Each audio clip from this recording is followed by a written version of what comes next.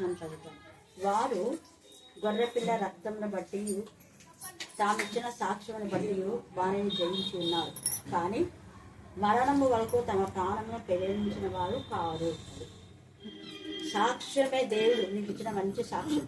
వధింపబడిన గొర్రెపిల్ల రక్తంలోనే మనకు ఇప్పుడు అధికారం క్రీస్తుది.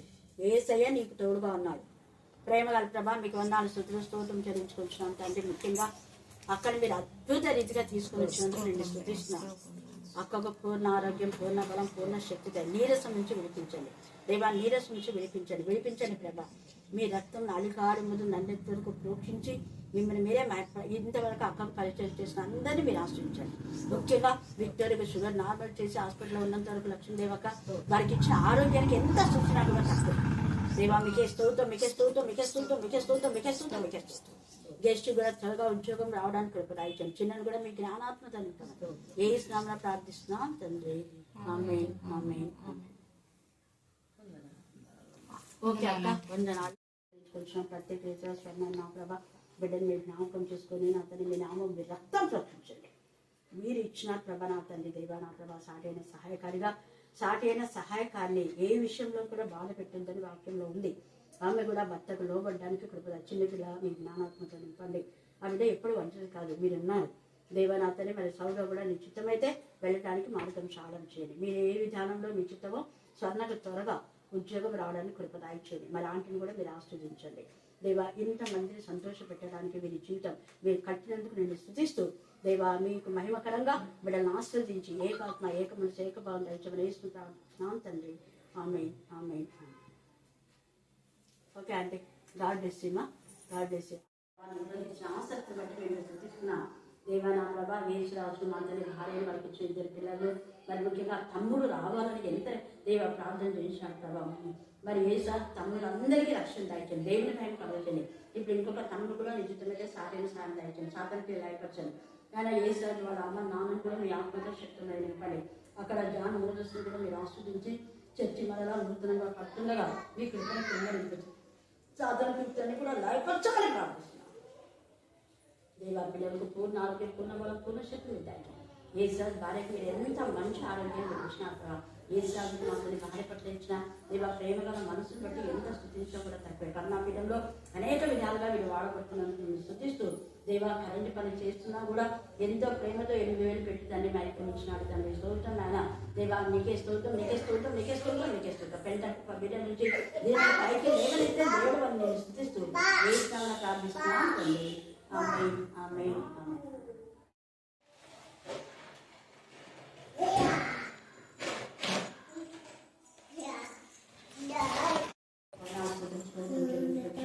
ముఖ్యంగా శాంతిని నీ జ్ఞానాత్మక ఈ యొక్క నా ప్రభా ఇది మామూలు వస్తమే కానీ ఈరోజు రక్షణ వస్తాలు, స్థితి వస్తాలు, మహిళ వస్తాలు, గాలి వస్తాలు, ఆనంద వస్తాలతో నేను సంతోషంగా నింపండి ప్రభా. యోగాలు మరి నిశ్చిత నా ప్రభనాథలే అలాగే శాంతి అక్కడ ఉద్యోగం రిటైర్డ్ అయ్యేంత వరకు మీ సన్నిధి కాంతి బిడ్డలకు తోడుగా ఉండి సంతోషాన్ని కలగచ్చు. మనం ఏ స్థానంలో ప్రార్థిస్తున్నాం తండ్రి.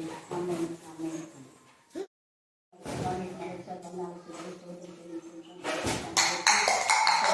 చక్కగా నాకు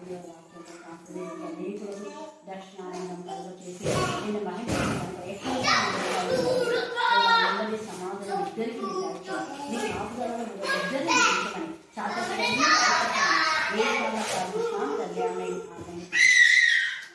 రక్షించమని ప్రార్థిస్తున్నాం. స్తోత్రం. సంఘానికి వేరుగా ఉండడం మాకు ఎవరికి ఇష్టం లేదు కదా. మరి సంఘంతో కలిసి ఎలా చేయాలో మీరే మార్గం సాధన చేయండి. సంఘ పెద్దలకు సెక్రటరీకి నా ప్రభావం మిగతా వారికి అన్ని కూడా జ్ఞానం వింటామని ప్రార్థిస్తాం. మరి నిశ్చితమైతే జనవరి అందరం కలిసి నా ప్రభా అక్కడ చేయడానికి మీకు ఇష్టమైతే మీరు మార్గం సాధన చేయమని ప్రార్థిస్తున్నాం. చదవన లేఖన భావన ఆశ్రయించి విరిచి మా అందరి జీవితాల మీరు ఫలింపచేసి వాక్యంలో వాక్శక్తిగా మీరు మార్చమని ప్రార్థిస్తాం. వాక్యం బయట వెళ్తున్నప్పుడే ఆత్మీయ మానసిక శారీరక రుగ్మత నుంచి వినిపించండి. కొండ దుష్ట శక్తులు, దురాత్మల, ప్రేతాత్మల సమూహం ఏ స్నామను గర్తించి కథలుగా బంధించమని ప్రార్థిస్తాం.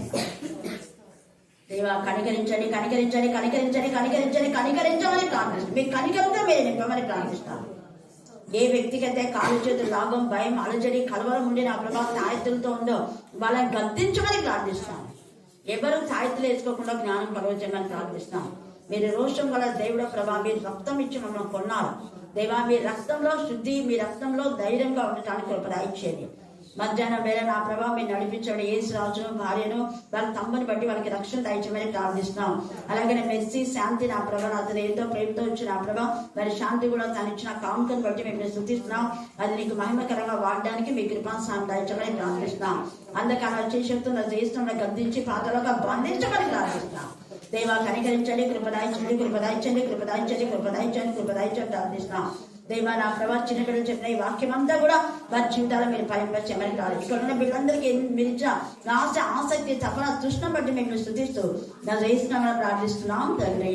ఆమేన్, ఆమేన్, ఆమేన్. హల్లెలూయా. మన దుఃఖం సంతోషమగును. మళ్ళీ చెప్పాలి, మన దుఃఖం సంతోషమగును. ఇక్కడ మన దుఃఖము సంతోషమగును అన్నాడు. ఎంతమంది మన దుఃఖం సంతోషం అవుతుందని నమ్మకంతో చేస్తారు? మన దుఃఖం ఖచ్చితంగా సంతోషం అవుతుంది అనేవాళ్ళు.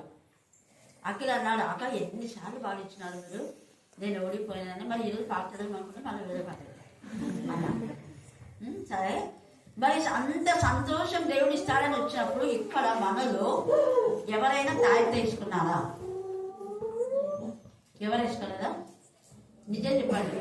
నాకు అన్నీ తెలుసు కానీ మీకు తెలుసు కదా. మనం ప్లాన్ చేసుకుంటే తెచ్చకూడదు. ఉంది ఎవరి దగ్గరనో తాయెత్తుంది.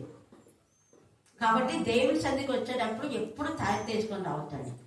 తెలియక వచ్చిండొచ్చు, తీసేసి రండి. అదో చెప్పే చూడు, ఉందా నీకు తాయెత్తు? కొడుకు కానీ ఆమెకు కూడా ఉండింటది నాకు తెలిసి.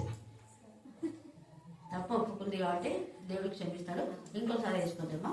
నమ్మకం కదా నీకు. అదే నీ పక్కన ఆమె భయంకరమైన దురాత్మ, ఎన్ని ఏళ్ళు ఉండింది, పోయింది. కాబట్టి నీకేమన్నా నాకు తెలిసి నువ్వు కాలు చేతులు లాగడము. మన దుఃఖము సంతోషం మీ కాదు. ఏంటి? సంతోషం. మీ దుఃఖాలు, మన దుఃఖాలు ఏమైనా వ్యక్తిగతంగా నా దుఃఖం ఏదైనా దేవుడు ఖచ్చితంగా సంతోషం చేశాడు. 2025 అంతంలో మనం ఉన్నాం. మరి దుఃఖాలు సంతోషమైన వాళ్ళు చాలా మంది ఉన్నారు బైబిల్లో. ఎవరి దుఃఖం సంతోషమైంది చెప్పండి? అన్న దుఃఖం సంతోషం. అన్న దుఃఖం వెరీ గుడ్. ఇంకా అన్న దుఃఖం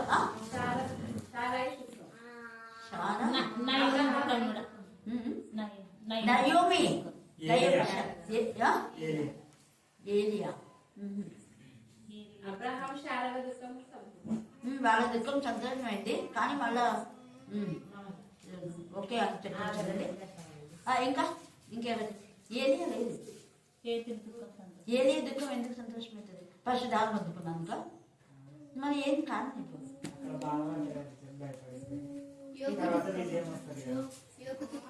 యోగా నువ్వు చెప్పింది ఏలి అన్నాడు.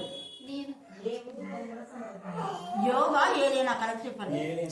ఏలి మరణాపేక్ష కలవాడు అంటే ఆయన చావాలనుకున్నప్పుడు దేవుడు ఆయనకి ఇంకా ఇది ఇచ్చినాడు. Very good. ఇంకా మరియా మార్తలకు సంతోషమైంది. వాళ్ళ దుఃఖం వేస్తున్నారు కదా, దుఃఖం సంతోషమైంది. ఇంకా అందుకే మీ నుంచే మెసేజ్ అంతా ఇది. మగ్దలేన మరియ యేసు ప్రభు కనవాలి. మీకు ఎంత బాగా చూస్తున్నారు. వీరందరి దుఃఖాలు వేరే. వీరందరి దుఃఖాలు ఎవరిది? వాళ్ళ గురించి ఏడుస్తున్నారు. ఇక్కడ ఏరియా కూడా తను చచ్చిపోతాడేమో, చంపేస్తుందేమో అని ఏడుస్తున్నాడు వ్యక్తిగతంగానే. మార్త మరియ వాళ్ళ తమ్ముని గురించి. కానీ మగ్దలేన మరియ అలా కాదు. ఆమె దేవుని గురించి తప్ప అదే నిజమైన ఏడుపు. యేసయ్యను చూస్తే గానీ నెమ్మది కాదనుకోండి. అందుకనే ఆమె ఏడుపుకు నిజంగా ఎవరికి కనపడలేదు. ఏసే తల్లికి ముందు కనపడలేదు, శిష్యులకు కనపడలే, తాను ప్రేమించే శిష్యులు కూడా కనపడలేదు. కానీ మగ్దలేనే మరియకే ముందు కనపడ్డాడు. హల్లెలూయా, హల్లెలూయా, హల్లెలూయా. మగ్దలేనే మరియ కన్నీటికి జవాబిచ్చినాడు దేవుడు. Very good. తర్వాత హన్నా యొక్క కన్నీటికి మంచి శ్రేష్టమైన కుమారుడు ఇచ్చాడు, శామ్యూయల్. అంటే ఒక ప్రవక్తన ఇచ్చాడు. దేవుని మందిరంలో పరిచర్య చేసేటటువంటి వ్యక్తిని దేవుడు ఇచ్చాడు. సామాన్యమైనటువంటి వ్యక్తి కాదు. అంటే ఆలస్యమైన అన్యాయం చేసి దేవుడు అని హన్నా ద్వారా మనకు రుచిపోయింది. మన జీవితంలో మీకు ఆలస్యం అయిందంటే హన్నాను గుర్తు చేసుకొని బాధపడుతుంది. ఆలస్యమైందంటే శ్రేష్టమైనది ఉంటుంది. ఆలస్యంగా కొబ్బరికాయలు వస్తాయి కదా, తొందర రావు. కొబ్బరికాయలు తొందర రావు. కానీ ఒక్క కొబ్బరికాయ 20 రూపాయలు, తర్వాత ఎంతనో అది కాస్ట్ ఉంటుంది. కాబట్టి ఒక్కోసారి 100 రూపీస్ కూడా అమ్మొచ్చు. 50 నుంచి 80 దాకా ఉంటాయి. కొబ్బరికాయలు. కానీ అదే ముందు వచ్చినాయి తక్కువ. అట్లా అనమాట. లేట్గా వచ్చిందంటే దానికి ఏదో ఒకటి కారణం ఉంటుంది. మనకు ఇంకా జీవితంలో ఎన్నో గొప్ప మేలు కలుగ చేయడం కోసమే దేవుడు ఆలస్యం చేస్తాడు, కానీ అన్యాయం మాత్రం చేయడు. ఆలస్యమైనా ఏం చేయడు దేవుడు, అన్యాయం చేయడు. ఎప్పటికీ అన్యాయం జరగదు. ఆలస్యం అయినా పర్లేదు కానీ అన్యాయం మాత్రం చేయడు. తర్వాత ఇంకా ఎవరి దుఃఖం సంతోషమైంది, రాహబు దుఃఖం కూడా. ఎందుకంటే ఆమె గుండె పగిలేలా ఏడ్చేసింది. నేను పరిశుద్ధంగా ఉండాలని ఏడ్చింది. తర్వాత దేవుని యొక్క ప్రజల యొక్క మాట విన్నందుకు ఆమె వాళ్ళందరూ కూడా రక్షించబడ్డారు. లేకపోతే పొద్దునంతా ఏడుపు, అందరు మొత్తం ఏడ్చేటటువంటి వాళ్ళే. ఇంకా ఎవరి దుఃఖము, యోబు దుఃఖం కూడా సంతోషమైంది. ఎలాంటి సంతోషం అంటే ఏ శత్రువు అయితే ఆయన బాధ పెట్టాడో అదే శత్రువు వచ్చి క్షమాపణ అడిగే వరకు దేవుడు వదిలే. దేవుడికి ఎంత రోషం చూడండి. ఊరికే బలి సర్లే తీసుకుంటారా అని చెప్పలేదు. యాక్చువల్గా వాళ్ళు బలి అర్పించడానికి వచ్చినారు, కానీ దేవుడు అంగీకరించారా? మీరు మళ్ళీ యోబు దగ్గరికే పోవాలా, పోయి క్షమాపణ చెప్పినా కూడా మీరు బలి అర్పిస్తే నేను తీసుకో. యోబే మీ పక్షంగా. ఎంత నిజంగా ఫిట్టింగ్ పెట్టినాడు. దేవుని యొక్క కార్యాలు అలాగనే ఉంటాయి. మన శత్రువులు మన ముందు తల వంచేలా చేస్తారు దేవుడు. హల్లెలూయా, హల్లెలూయా, హల్లెలూయా. తర్వాత ఇంకా వెరీ గుడ్. అందుకే మీకు మెమరీ, మీ మెదడుకు మేత పెట్టండి. ప్రకటన గ్రంథం మీతోనే మెసేజ్ అంటే మీరు మెసేజ్ చెప్పగలుగుతున్నారు అన్న దానికే మీతో చెప్పిస్తున్నాను. అన్నీ అవే. నేను ఇక్కడ ఏవైతే నేను గుర్తుపెట్టుకున్నా అవే చెప్తున్నాను. మీరు మొద్దకాయ 10వ అధ్యాయం చదవండి. ఎంత ఏడ్చినాడు మొద్దకాయ. చాలా బూడే పోసుకొని గోనె పట్ట కట్టుకొని ఏడ్చినాడు. అలాంటి మొద్దకాయకి ఎంత మంచి జీవితం ఇచ్చి చూడండి. 10వ అధ్యాయం 10వ అధ్యాయం 1-2 వచనాలు చదవండి. ఈ రోజు మీ అందరూ మాట్లాడాలని రాజ్యమును సముద్ర ద్వీపములను పన్ను చెల్లింప నిర్ణయించాను. మొర్దెకై యొక్క బలమును గూర్చి, అతడు సామర్థ్యం చేత చేసిన కార్యములన్నిటిని గూర్చి, రాజు అతనిని గణపరిచిన సంగతి గూర్చి, మాదీయుల యొక్కయు పారసికుల యొక్కయు రాజ సమాచార గ్రంథమందు వ్రాయబడి ఉన్నది. యూదుడైన మొర్దెకై రాజైన దరితో సమాధానముగా మాట్లాడుచు, చూడండి, సమాధానంగా మాట్లాడుతూ తన జనుల యొక్క క్షేమమును అండర్లైన్ చేసుకుని అక్కడ సమాధానంగా ఉండాలి. సంఘంలో ఉండేవాళ్ళు అందరితో సమాధానం ఉండాలి. భేదాలు కలుగజేయకూడదు. రెండవది క్షేమాన్ని కలుగజేసే విధానంలోనే ఉండాలి. తిరకాసు పెట్టేది కాదు. క్షేమాన్ని కలుగజేసే విధానంలోనే మనం ఉండాలి. ఎంతగా చెప్తున్నాడు అక్కడ. క్షేమం అంటే ఇప్పుడు తప్పు చేస్తే వాళ్ళకు క్షేమం ఉంటుందా, ఉండదా? తప్పు చేసిన వాళ్ళకు గట్టి చెప్పాలా? ఉండకపోతే మనకి వాళ్ళకి క్షేమం కలగాలంటే మనం ఏం చేయాలా? వాళ్ళని గద్దించాలా, బుద్ధి చెప్పాలా, ప్రార్థన చేయాలా? కానీ మనం గద్దించము, బుద్ధి చెప్పము, ప్రార్థన చేయము. కానీ క్షేమంగా ఉండాలనుకుంటే ఏం చేస్తుంది కదా. కాబట్టి వాళ్ళ క్షేమం మనం కోరితే ఇక్కడ ముద్దగా చేసింది అదే. క్షేమం కోరినాడు కాబట్టి తన యొక్క కుమార్తెను రానివైనా కూడా గద్దించాడు. ఏమా, నువ్వు రానివైతే రాని స్థానంలో నువ్వు ఉండు, నువ్వు చేయకపోతే ఇంకొకరు దేవునితో చేపిస్తారు. ఎంత బాగా మాట్లాడు. రాని అని కూడా చూడకుండా నువ్వు ఈ సమయంలో మౌనంగా ఉంటే ఇంకొకరి ద్వారా దేవుడు సాయం చేస్తాడు. కానీ నీవు నీ ఇంటి వారు ఏమైపోతారు, నశిస్తారా అన్నాడు అక్కడ. ఎస్తేరు 4వ అధ్యాయంలో మీరు బాగా చదవండి. నువ్వు మౌనంగా ఉంటే ఇంకొకరి ద్వారా దేవుడు ఇళ్ళకి సహాయం చేస్తాడు. అయితే నీవును నీ ఇంటి వారిని నశిస్తారు. అప్పుడు ఆమె నేను నశించదు కానీ నేను వెళ్తాను అని అన్నాడు. 4వ అధ్యాయం మీరు చదువుకోండి. అక్కడ తేటగా రాయబడింది. అక్కడ మొర్దెకై ఎస్తేరును చెప్పించినట్టు కాదు. నాశనం రాబోతుంది కాబట్టి నాశనం నుంచి విడిపించడానికి గద్దింపు, నాశనం నుంచి విడిపించడానికి హెచ్చరిక. ఆమె తిరిగి నేను ఇప్పుడు రాదని నువ్వు నన్నేంది ఇలా మాట్లాడేది అని చెప్పలా. పెంచినటువంటి పెంపకానికి విధేయత చూపించింది. ఎంత విధేయత. ఇప్పుడు వీళ్ళందరూ ప్రశాంతి చదువుతుంటే నాకు ఎంత, అప్పుడు కూడా అంతే. వీళ్ళు వాక్యం తీయండి అంటే వెంట తను ప్రెగ్నెంట్గా ఉండి కూడా ఎంత యాక్టివ్గా చదవగలుగుతుంది. హల్లెలూయా, హల్లెలూయా. అంటే మనం అనుభవపూర్తిగా ఉంటే అది అనుభవాన్ని మనం కోరుకోలేము. అది ఒకటి మనం నేర్చుకున్నామంటే ఆ అనుభవం అలాగనే ఉండిపోతుంది. ఆ అనుభవం ఏం చేస్తుంటే నువ్వు బలహీనరాలు కదా అని చెప్పదు. నువ్వు ప్రెగ్నెంట్ అయినా నువ్వేమైనా నువ్వే పని చేస్తున్నా ఆ పని చేయిస్తుంది.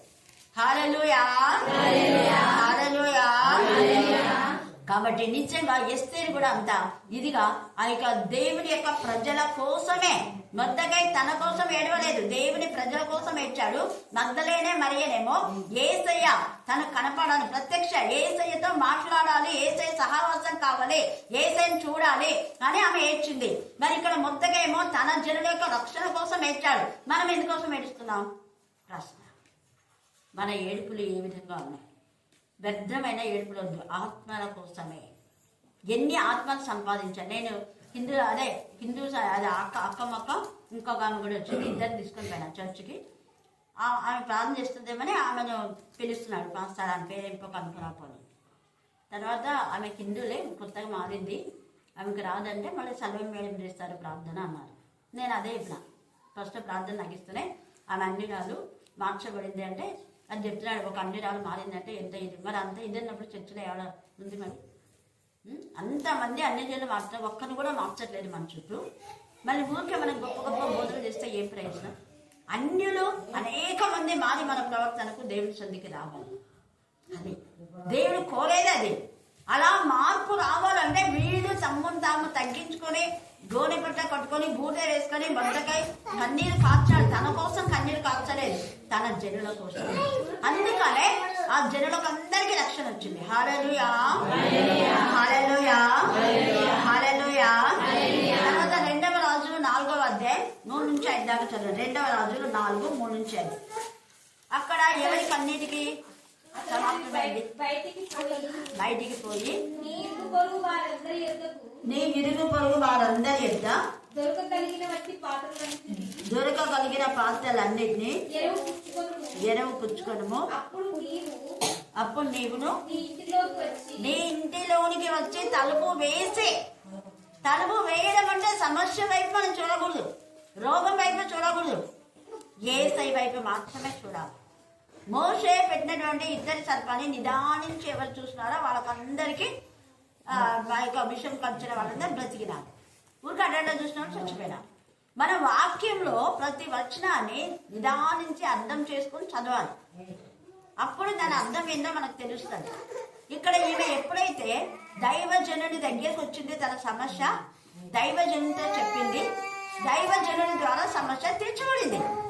ఆమె ఎవరి దగ్గరికి ఎందుకు పోలే, మనుషులు ఎందుకు ఆశ్రయించాలి అనుకోని గమన ఉండగా ఎప్పుడైతే దైవజనుడి దగ్గరికి వచ్చిందో దైవజనుడు సరైన విధానంలో చెప్పాడు. అప్పు ఎగ్గొట్టకూడదమ్మా, చాలా తప్పది.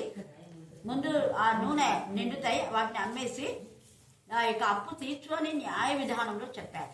అందుకే ఆమె డిసైడ్ అయిపోయింది. ఆమె దుఃఖ దేవుడు సమాప్తి అయిపోయినాయి. ఆమె ఇద్దరు కొడుకుల గురించి ఏడ్చుకుంటూ వచ్చింది. కానీ దేవుడు ఆమె దుఃఖాన్ని సమాప్తి చేయడానికి కారణం ఏంటంటే ఆమె తన స్వార్థం చూసుకోకుండా వాళ్ళు ఇచ్చినటువంటి డబ్బును వాళ్ళకి ఇవ్వాలి. అది వాళ్ళ కష్టార్జితం. వాళ్ళ కష్టార్జితాన్ని నేను దోచుకోకూడదు అన్న మంచి ఆలోచనతో ఎప్పుడైతే ఆమె అది ఇచ్చిందో వీళ్ళు చచ్చిపోయే వరకు వీళ్ళకి కొరత లేకుండా ఉండింది. హల్లెలూయా, హల్లెలూయా, హల్లెలూయా.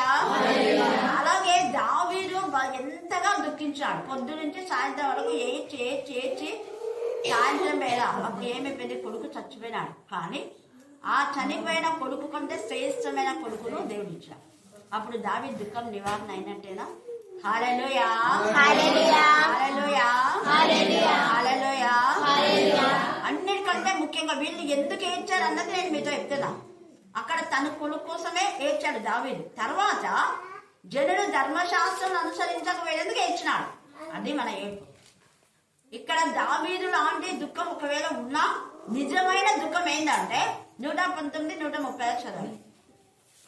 కీర్తన 119, 136. జనులు నీ ధర్మశాస్త్రం అనుసరించకపోయినందుకు నా కన్నీరు ఏరులై పారుచున్నాను. అదే నా బాధ కూడా. ఎవరైనా వాక్యంలో తప్పు చెప్తే అస్సలు వచ్చుకోలేండి. ఇంకా ఉత్తుత ఒకరోజు చేస్తే అసలే నచ్చదు నాకు. దేవుని మందిరం కదా యథార్థంగా ఉండాలి. దేవుని మందిరంలో ఆత్మల గురించి మాత్రమే ఉండాలి నా కన్నీరు. వాళ్ళు ఇట్లా అన్నారు, వీళ్ళు ఇట్లా అన్నారు, వాళ్ళ ఇంట్లోకి రాని అన్నారు అనేది కాదు ఏడ్చేది. ఎప్పుడు ఇవే ఏడుపులా. ధర్మశాస్త్రం అనుసరించకపోయినందుకు కన్నీరు ఏలై కావచ్చు. మరి ధర్మశాస్త్రంలో భర్త ఉండగా స్త్రీలు మాట్లాడకూడదు, మరి మాట్లాడతారు. మళ్ళీ ఏమేమో చెప్తారు. వాక్యానుసారంగా సరిపోవాలి. అక్కడ ఇర్మియా ఏడ్చినాడు, ఇక్కడ దావీదేమో ఒక్కసారి మాత్రమే తన పర్సనల్ గా ఏడ్చినాడు, కానీ ఇంకా అన్ని విషయాల్లో జనుల కోసమే ఏడ్చాడు. ధర్మశాస్త్రం అనుసరించకపోయినందుకు ఏడ్చాడు. అక్కడ ఇర్మియా 9వ అధ్యాయం 1-2 వచనాలు. నా జనులలో మన జనుల్లో మన ఇంట్లో రక్షణ లేని వారి కోసం ఏడ్చండి రోజు. ఆ కన్నీరు 2020లో దేవుడు తీర్చి, నీ కొడుకులకు రక్షణ లేకపోతే, భర్తలకు రక్షణ లేకపోతే దేవుడు రక్షణ ఇస్తాడు. నాకు అక్కడ నా జనులలో హద్దులమైన వారిని గురించి కన్నీరు కారుతున్నారు. నా కన్నీళ్ళ ఊడగా నా తల జలమయంగా ఉండును కాక అంటున్నాడు. దేవ ఏడుపు ఆపొద్దు, వారు సరి చేయబడే వారికి. ఆ ఏడుపుకు జవాబు 47 యెహెజ్కేలులో వచ్చింది, 37 యెహెజ్కేలులో కూడా వచ్చింది. హల్లెలూయా, హల్లెలూయా, హల్లెలూయా. కాబట్టి సమయమందు మన దుఃఖ దినములు దేవుడు సమాప్తి ఖచ్చితంగా చేస్తాడు. యెషయా 35:1-2 వచనాలు. అక్కడ అరణ్యంలో ఎండిన భూమి ఉల్లసింది. అంటే అరణ్యం ఎండిన భూమి ఏడ్చినందుకు మన హృదయం అనే ఎండిపోయిన భూమి ఏడిస్తే దేవుడు జలమయంగా చేస్తాడు. అరణ్యమును ఎండిన భూమి ఉల్లసించును, అనే ఉల్లసించి కస్తూరి పుష్పబడకును, అది బహుగా పూయిచు ఉల్లసించును. ఉల్లసించి సంగీతంలో వాడును. లెబానోను సౌందర్యం దానికును, కర్మేలు షార్లకున్న సొగసు దానికును. అవి యెహోవా మహిమ చూతును. సరైన చేతులు బలపరచుడి, తొట్టిలు మోకాళ్ళు దృఢపరచుడి, తత్తరిలు హృదయంతో ఇట్లనుడి, భయపడక ధైర్యంగా ఉండుడి. ప్రతిదండన చేయడానికి మీ దేవుడు వచ్చుతున్నాడు. తాను చేయగలిగిన ప్రతిదండన ఆయన చేస్తాడు. ఆయనే మీరు రక్షించరు. కాబట్టి సడలిన చేతుల తొట్టిలు మోకాళ్ళు మీరు దృఢపరచాలి. అది మనం దృఢంగా మనం సంతోషంగా ఉన్నామంటే వేరే వాళ్ళని సంతోషపెట్టాలి. అరణ్యం లాంటి నీ జీవితం, అడవి లాంటి నీ జీవితం, దేనికి నువ్వు భయపడుతున్న భయాలన్నీ ఆయన తొలగించేస్తాడు. ఎండమావులు మణుగులవును, ఎంత తేటగా పరిశుద్ధాత్మ మాట్లాడుతుంది. తర్వాత చివరికి వస్తే 35 చివరిలో దుఃఖంలో నిట్టూర్పును ఎగిరిస్తుంది. ఎంత తేటగా చెప్తాను. దుఃఖ దినము సమాప్తి అయితే తర్వాత యెషయా 56లో అక్కడ ఉంది, చంద్రుడు ఎన్నింటి చుట్టూ అనుకోకూడదంట. దేవుడు వాళ్ళ కొడుకులు కూతుర్లను శ్రేష్టమైన పేరు వాళ్ళకు పెట్టాడన్న యెషయా. వాళ్ళు ఎంతగా దుఃఖిస్తున్నారు. మేము పనికి రాను అయిపోయినా మమ్మల్ని ఎవరు కూడా చూడటం లేదా, కానీ దేవుడు వాళ్ళని ఎంత ఇదిగా ఆశీర్వదిస్తున్నారు. దేవుని నామకు మహిమ కలుగు కాక. కాబట్టి ఈ రాత్రి కాల సమయమందు మన దుఃఖ దినము దేవుడు సమాప్తి చేస్తాడు. నీ సంతోషం పరిపూర్ణమన్నట్లు అడుగుడు అంటాయి. మనం ఏది అడగాలి? ఇప్పుడు సంతోష పరిపూర్ణం అంటే అడగమన్నాం. దేవుడు ఏమేమి అడగాలి చెప్పండి. ముందు ఫస్ట్ రక్షణ గురించి అడగాలి. తర్వాత సెకండ్ చెప్పండి. పరిశుద్ధాత్మతో నింపబడి కుటుంబం రక్షణ కోసం, సేవ కోసం అడగాల. తర్వాత నెక్స్ట్ ఒకరిపైన ఆధారపడకుండా ఉద్యోగాల కోసం అడగవచ్చు. పిల్లలైతే మార్కుల కోసం. ముందు ఫస్ట్ ఆత్మీయ స్థితిలో ఎదుగుదాం. సెకండ్ నెక్స్ట్ ఎవ్వరికి మనం యాచించకుండా చదువులు, పనిచేసే వాళ్ళ కష్టాలు దీవించడం. ఎందుకంటే నువ్వు దీవిస్తేనే అది ఆశీర్వాదం. అడగచ్చు, తప్పలేదు. ఇంకా పిల్లలు లేని వాళ్ళ పిల్లల కోసం, వివాహం కోసం చాటైన సహాయం అడగచ్చు, తప్పలేదు. మనకు కావాల్సిన ఇంటి కోసం ఇవన్నీ అడగొద్దని చెప్పరా, అవి మీకు కావాలని దేవుడే చెప్పినారు. హల్లెలూయా. ముఖ్యంగా మొదట నా రాజ్యం నా నీతిని పెంచడం. కాబట్టి రాత్రి కాల సమయంలో దేవుని రాజ్యం నీతిని ఎదగడానికి ఆత్మల భారం కలిగి ఆత్మల కోసమే కన్నీరు కావుస్తాం. ఖచ్చితంగా దేవుడు నూతన ఆత్మను మనకు ఇస్తాడు. అప్పుడే మనకు సంతోషం. అందుకే ఇది వరకు మీరేమీ నా పేట అడగలేదు, శిష్యులు అడగల. ఎందుకంటే ఏసే అన్ని సమృద్ధిగా ఇచ్చాము, అందుకని అడగల. అయితే మీ సంతోషం పరిపూర్ణమైనట్టు అడుగులు మీకు తెలుసు. ఖచ్చితంగా ఏసై వెళ్ళిందంటే వాళ్ళు ఏది అడిగినారో అది వాళ్ళకి ఇచ్చాడు. దేవుడు కూడా 2025లో నువ్వు విశ్వాసంతో ఏది అడుగుదో అది ఖచ్చితంగా దేవుడు ఇస్తుంది, ఖచ్చితంగా ఇస్తాడు. దేవుడు ఈ వాక్య భాగం దీవించి ఆశీర్వదించుగాక. ఆమేన్, ఆమేన్, ఆమేన్. ఈ ఆత్మను తల్లి ప్రభా, తల్లి నీ సన్నిధిలో తల్లి ప్రభా ఎంతగానో తల్లి ప్రభా అక్క కానీ తల్లి సంఘం కానీ నా గురించి ఎంతగానో ప్రార్థన చేసినందుకు తండ్రి ప్రభా ఈ రోజు నీ సన్నిధిలో మాట్లాడుతున్నాను తండ్రి ప్రభా.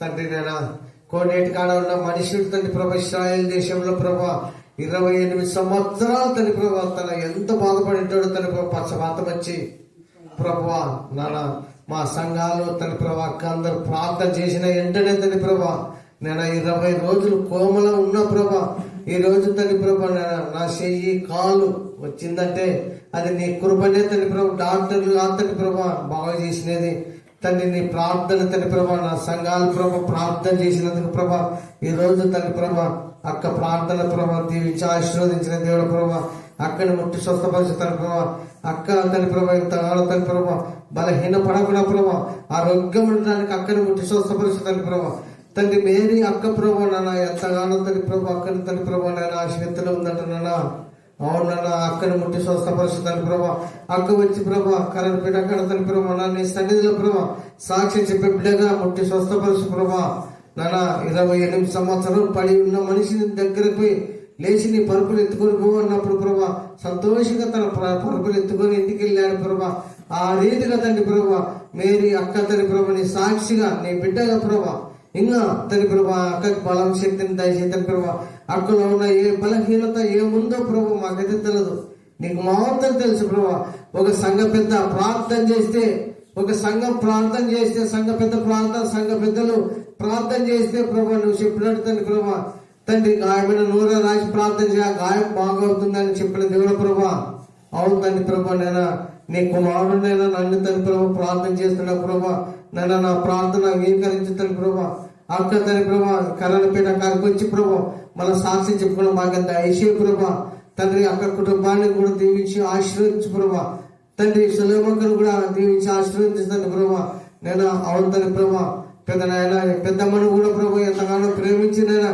నీ సన్నిధికి చేర్చుకున్నావు తండ్రి ప్రభా తండ్రి అవునా ప్రభా తండ్రి ప్రభా వాళ్ళు పరదేశంలో ఉన్నారు తండ్రి ప్రభా నమ్ముతున్నాం తండ్రి ప్రభా మేము తండ్రి ఆ రీతిగా మాకు కూడా మంచి మనసు దయచేసి నన్ను మమ్మల్ని కూడా తండ్రి ప్రభా నీ సన్నిధిలో ఉండే బాగా దయచే ప్రభా తండ్రి వచ్చిన వారందరినీ దీవించి ఆశీర్వదించు ప్రభా ఏ కుటుంబాలలో ఏ సమస్యలు ఉన్నావో ప్రభా ఏ కుటుంబంలో శాంతి లేక సమాధానం లేక ఉందో ప్రభా ఎందుకంటే నీ సన్నిధిలో ప్రభా ప్రార్థన చేస్తే ప్రభా ఎంత లేచిన గాయమని ఎంత లేచిన రోగమైన శాంతి లేకుండా ఉన్న ఏ సాతానువాడు ఏ అపవాదివాడు తన ప్రభా తన కుటుంబాలలో తన దాడి చేస్తున్నాడు ఏసు నామములో బంధించు ప్రభా అవునా అక్కడ ఉంటే స్వస్థపరచమని వచ్చిన వారందరినీ దీవించి తండ్రి ఈ రోజు నీతో మాట్లాడుతున్నాను ఈ దినముల ప్రభా నన్ను నాకు ఎంతగానో నోరునిచ్చావు తండ్రి ప్రభా నన్ను నోరునిచ్చావు గాలినిచ్చావు చేతినిచ్చిన దేవుడు ప్రభా పశ్చాత్తాపం అంతే తన ప్రభా ఎంతగానో బాధపడినారు తన ప్రభా తన ప్రభా ఈ రోజు నన్ను లేవని తనకు వందనాలు చెల్లించుకున్నాను తన ప్రభా